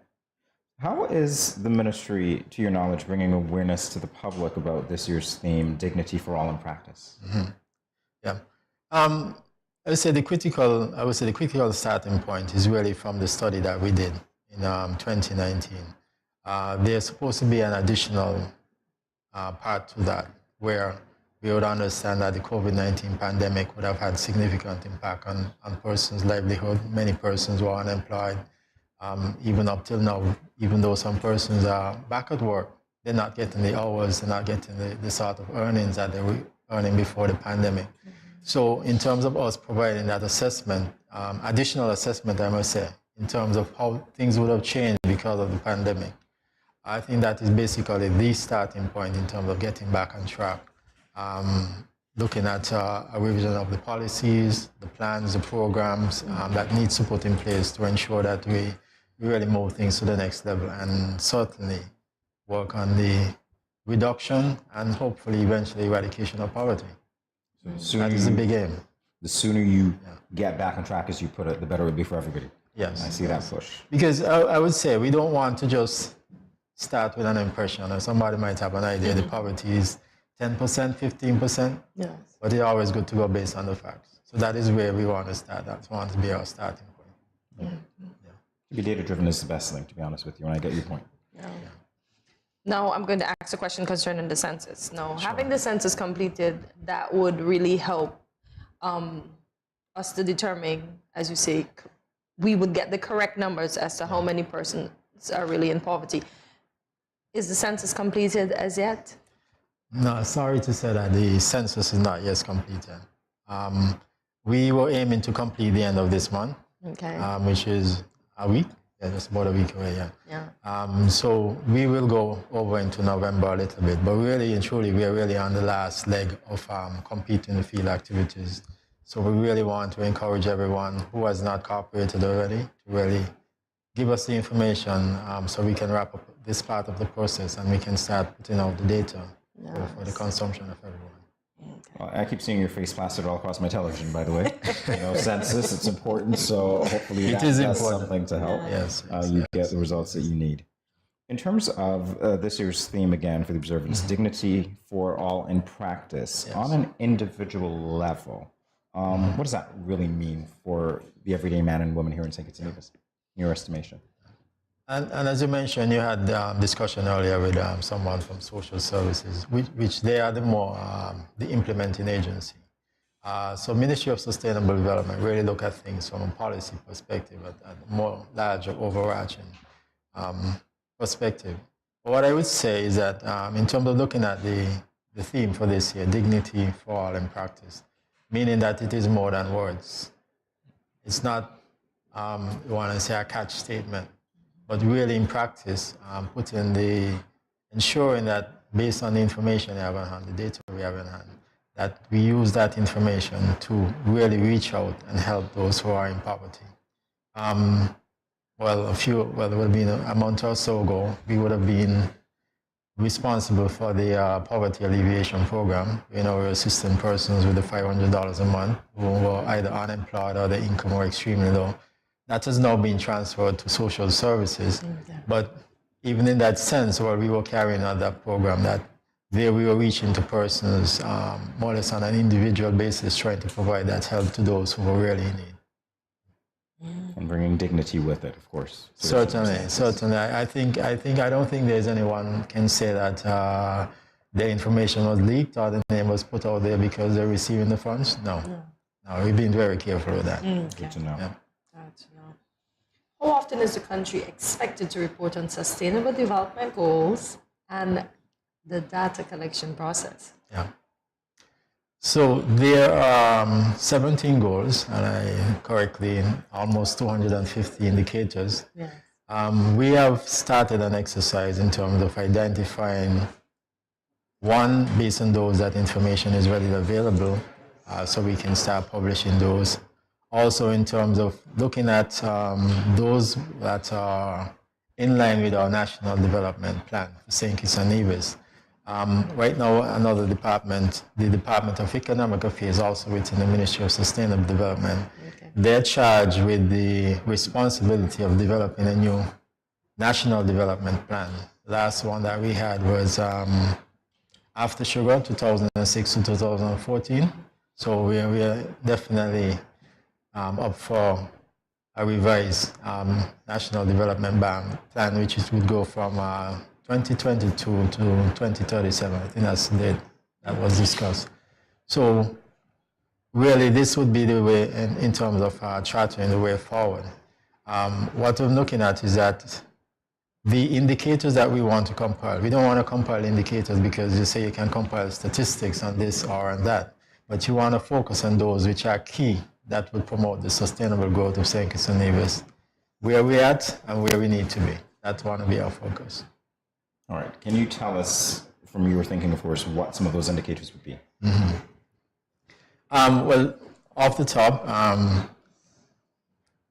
ending poverty, ending hunger, which we probably, when we speak to hunger, we're speaking more for the person maybe in extreme poverty. Yeah.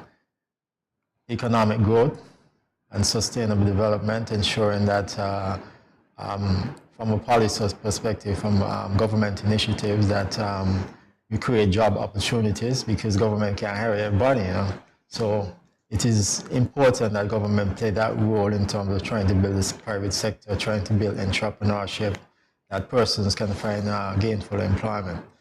Climate change, as a small island development state, we're very susceptible to natural disasters, hurricanes, floods, etc. So we want to focus a lot on building resilience, having the sort of infrastructure that will not be easily damaged or put us in a position where we can recover a lot easier than in past decades when we are, let's say, impacted by a hurricane. Well, those are very important, and you're hitting all nails on the heads, because I realize that there is a lot of collaboration that needs to take place within government and even with the private sector. So we'll talk about that and so much more with Cause and Phipps when we return. Stay tuned.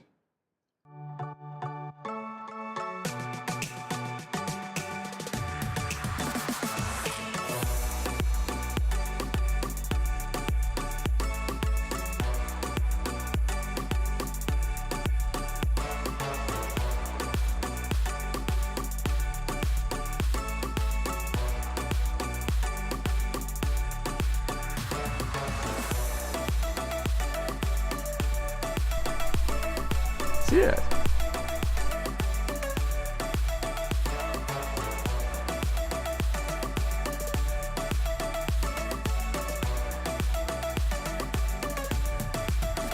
An exotic experience.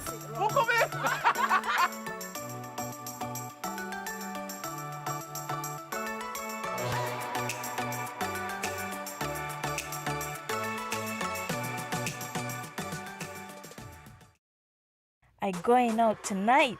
I got a hot date. He older than me, but I don't care.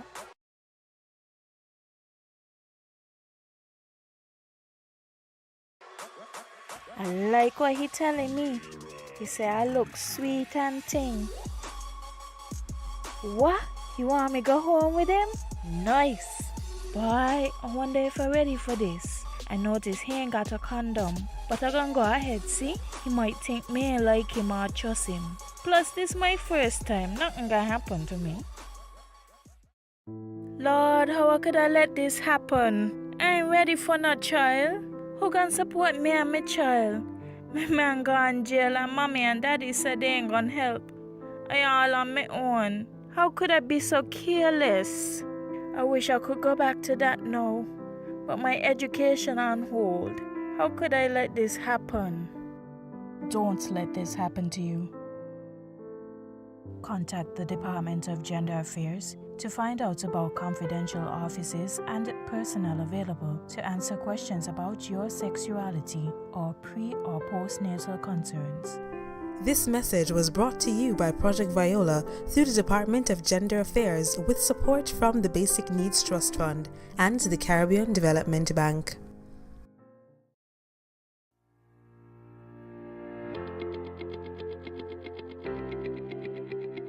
Dreamy Decor specializes in flowers for all events, from birthdays to weddings and any other special occasion.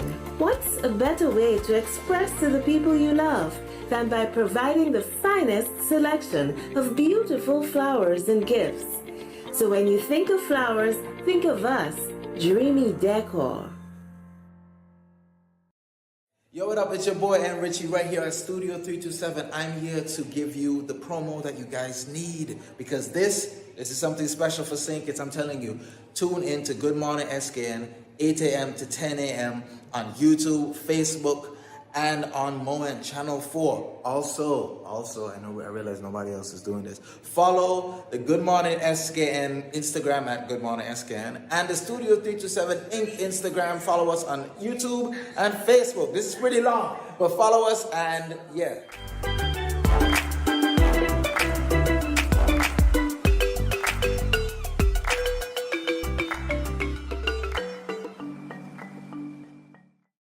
Welcome back to Good Morning SKN as we continue our engaging discussion with Mr. Carlton Phipps. According to the World Bank, poverty is earning less than $1.90 a day. Is this really the situation for us here in St. Kitts and Nevis? Are there any persons living on and below the poverty line? And how is this determined? Is the census the only way to determine that? To answer your question, we don't use the census to determine that. We conduct what is called a country poverty assessment, and the last one which we conducted was in 2018-2019. It's a rather detailed study. We ask households in terms of how much they earn, or they get in gifts from other persons, and then we compare that to what they need to spend in order to have a comfortable life. So it's really an in-depth study. Yes, we do have persons in poverty. From the last study that was done, it was about 17% of adults who are living in poverty. And in terms of extreme poverty, basically not having enough to eat, that was 1%. So in terms of extreme poverty, that is 1% in St. Kitts, and it was 0 in Nevis, but combined, St. Kitts being the larger of the two populations, it averaged out 1% for the Federation. But we'll say in terms of extreme poverty, that is very low, which we're pleased with. In terms of 17% of the population still in poverty, that is relatively high, but I would say an improvement. The two studies that we would have done previously would have been in 1999, where it was, the estimate was 32%. We did another one in 2000, 2007, 2008, and the figure was 24%. 0.5% of adults, and now we're down to 17. So we are on a good trajectory, I would say. We are. But we still have work to do. As we said, the goal is to eradicate poverty. That means zero poverty. Yeah, exactly. When I listen to you speak, and you're talking about extreme poverty, as in those who are, if I'm not mistaken, those who can't feed themselves, basically. Right. They're hungry. And that is 1%, but then we still have this categorization of poverty, which is, okay, maybe you can provide, but you're not providing enough, and we get to almost 20% of our population. Right. Although we're in a downward trend, it's still somewhat alarming. So your work is very important on that front. All right. In your opinion, in that vein, what more needs to be done for us to reach the goals set out by the UN we signed on to? Well, it's and here is where we work with closely with the Ministry of Social Development, because from the statistics, Ministry of Sustainable, we are focused on providing the information. What is the situation on the ground? So it's now working with them that we provide them with that information, looking at the particular communities where the poverty level may be extremely high.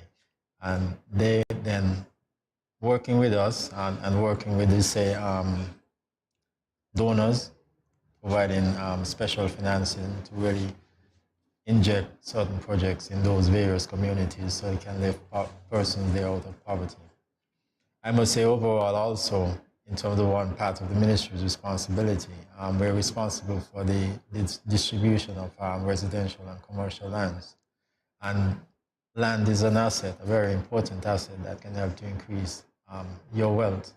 Yes, you need money to start, but once you get started, it is something that you can use as collateral to go to the bank to even further advance your well-being. So we think all these things coming together is very important to work towards moving to zero poverty. It's not going to happen overnight because a lot of things need to be done. There may be many issues around why a particular household or a particular person may be in poverty. So to some extent, it has to be assessed on a case-by-case basis, but generally, you want to produce policies, plans, and programs that will touch every community, whether within St. Kitts or Nevis, to really get to that point where we can eliminate poverty. Just one follow-up question, and it seems very topical now. How much does inflation affect the work that you do and throw your statistics, to the wind, so to speak? Right. Very good question. And we do, the statistics department, we're also responsible for measuring the price level. So we do monitor in terms of price movement. And we have seen some uptick this year in prices, particularly with food. Food has been up about 10%, based on data up to September of this year. So, food is basic. You must eat. Must. I understand some person might set aside the rent until later on, but you have to eat and you can't borrow when you go to the supermarket. So yes, inflation with increase in prices, that are putting even greater burden on households. So we can imagine that more persons will be at risk of falling below the poverty line because their real income really has fallen with a significant increase, for example, in food. So that is indeed a challenge, and I think with that, during the time that we were in charge of the poverty alleviation program, that we would have seen additional persons added to the program because of their circumstances, and also persons who are going to social services and seeking further assistance because of what have started because of matters that have nothing to do with us. We have COVID that started in the outer world. We also have the invasion of Ukraine by Russia. That is creating not just logistical issues, but also increasing prices of fuel and all grain products because Ukraine was a major producer of grain. So I cannot say it's going to get better right now, but working with my colleagues and working with the various departments within the ministry, we really would be providing government or cabinet with the advice that they may need to introduce some additional measures to really assist persons who are falling in poverty because of these increased prices at this time. Well, Mr. Phipps, it's sure been a pleasure. Thank you for always coming and informing us, and I hope for those persons who are viewing and those who may be listening that they got some answers that they probably needed and wanted as well. So we know this may not be your last, but thank you once again. MSKN Nation, Carlton Phipps, stay tuned. Thank you very much. More after this break.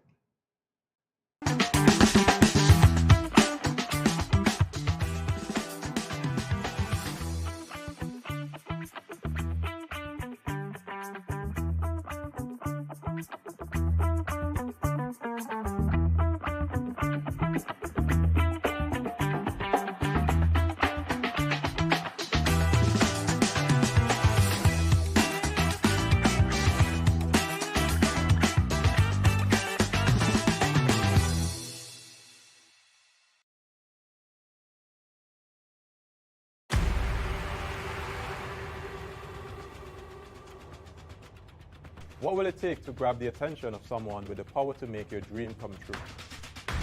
7 hopeful entrepreneurs in search of the finances necessary to take their ideas to the next level. This is their lives, right? This is their business. 4 savvy business owners ready to make a pragmatic investment. You can't help people if you can't help yourself. First you make the dollar and you give the dollar. Why you take your business offline? I really feel that you need to do a little bit more research. Very knowledgeable. Super knowledgeable. You have a great idea and a great concept. I think you'd be snapped up by Disney. If you have a job someplace, it means that if something is not working, you can walk away. Who will invest? Let's do this. Let's do this. Thank you. And who will be sent home with nothing? I am your host, Kevin Hope.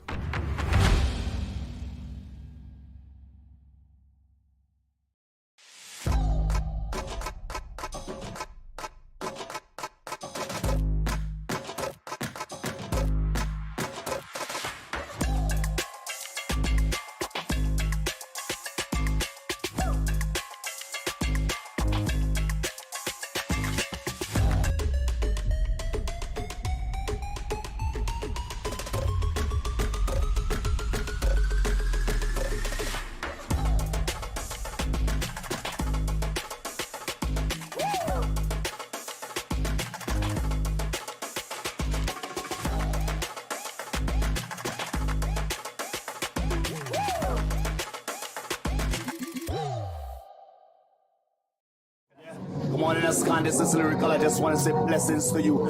There are a happy place in the life if you live in there. A happy place in the life if you live in there. Cause them at a happy place in the life. And they can't change. And they just come out here to do right.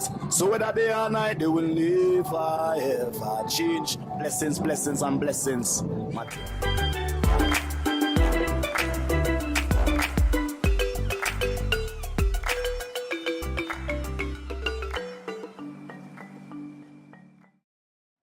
It's that time where we let you know what is happening. So there's a seniors food presentation. Seniors are invited to a food presentation and demonstration event on Thursday, October the 20th at the St. Peter's Community Center in continued celebration of the month of older persons. Activities will include cooking and dish tasting. Do you need a judge? Cooking trivia, games, and the opportunity to win various prizes. A special presentation will also be made by the Department of Agriculture Agro-Processing Unit. For inquiries or requests for transportation, kindly contact 760-3555. So once again, for transportation and contact to get you some tasty food, 760-3555. So that's 3555. Well, tasty food and so much more, information and everything. And as I said, if you need a judge, call me. Indeed. Yeah, I'll leave you alone for now. Anyway, we want to thank you guys for joining us for another edition of Good Morning SKN. And of course, we look forward to you joining us tomorrow when we present another educational and entertaining program for you. Joining us tomorrow, and this is a really important note, is the Prime Minister, Dr. the Honorable Terence Drew, and Dr. Kathleen Allen Ferdinand. So be sure to tell a friend, well, you know what, tell everybody that they need to focus on GMSKN tomorrow. And of course, before we go, we're going to remind you to follow us on our social media platforms, including Facebook and YouTube at Studio 327 INC, and Instagram at Good Morning SKN. Like, subscribe, follow, share. Check us out online as well at www.studio327inc.com. And we always invite you to leave us a comment and let us know what was your favorite part of today's show. We had a lot of interesting conversations today. So the entire show was my favorite, including winning or beating or regaining my crown from Jamie. Yes, yes. So this is where I say see you tomorrow all at 8 a.m.